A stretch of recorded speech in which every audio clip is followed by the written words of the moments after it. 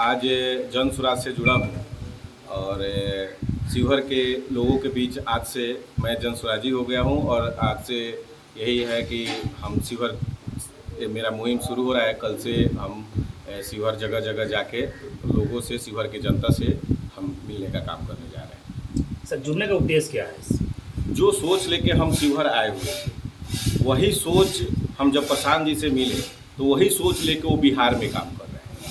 जब हम दोनों आदमी जब मिले तो उनके और मेरे सोच में जब ये हुआ तो जब दोनों मैच किया तो हमको लगा कि नहीं, हम जन सुराज में ही जाना हमको हमारे लिए बेहतर होगा। सर, कहिए ये पार्टी बन के चुनाव लड़ेगी पूरे बिहार विधानसभा में? हाँ, पार्टी बन के चुनाव लड़ेगी। सर, आपको भी अनुमान है मौका मिले चुनाव लड़ेंगे अभी इस पार्टी के जुड़ने के बाद? अभी तो हमको जो प्रशांत जी से जो आदेश मिला है, हम शिवहर विधानसभा में काम करने जा रहे हैं। कल से शिवहर के लोगों के बीच जा रहे हैं। आगे जो भी उनका निर्णय होगा वो मान्य होगा।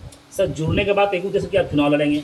हाँ, और चुनाव लड़ने के बाद कहीं कि समाज सेवा का ही भावना होगा आपका? बिल्कुल, समाज सेवा। तो सर, समाज सेवा तो ऐसे भी कर रहे थे आप, पॉलिटिकल ज्वाइन क्यों करेंगे सर? ऐसे भी कर रहे थे, लेकिन बिना किसी दल से जुड़ के समाज सेवा में आप बहुत ज़्यादा तक नहीं सेवा कर सकते। सर, आप शिवहर के बेटा है, कहने कि आपका नाम काफ़ी चर्चा में रहता है, हमेशा शिवहर में रहता है और हमेशा लोग आपको कहने के एक आँख के नाते से देखते हैं लोग।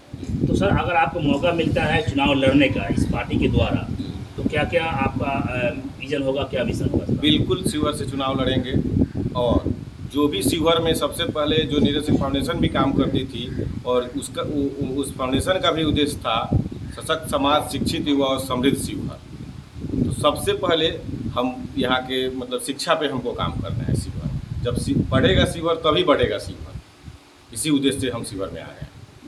सर, मिशन क्या है सर आपका अगर मौका मिलता है तो? मौका मिलता है तो विजन शिवहर को बदलना है।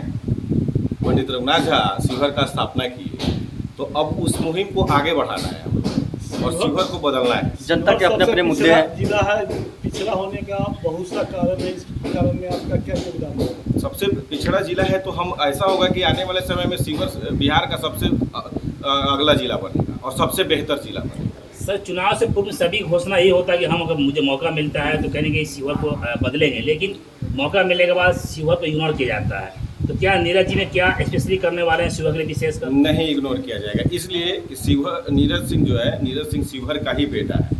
बहुत लोग बाहर से आके शिवहर में चुनाव लड़े और लड़ भी रहे हैं। बाकी तो इस पर ज़्यादा मुद्दा नहीं है बोलने का, लेकिन हम शिवहर के बेटा हैं और शिवहर को बदलेंगे, यही सोच लेके शिवहर आए। सर, आप युवा है, यूथ पावर भी है, तो युवाओं के लिए विशेष प्लानिंग क्या होगी मौका मिलता है तो सर आपको? युवाओं के लिए सबसे बड़ा जो प्रशांत जी का जो विजन है कि पलायन यहाँ से नहीं होना चाहिए बिहार से। तो जब बिहार से पलायन नहीं होगा तो शिवहर से भी पलायन नहीं होगा। तो सबसे बड़ी बात है कि रोजगार सृजन करना है।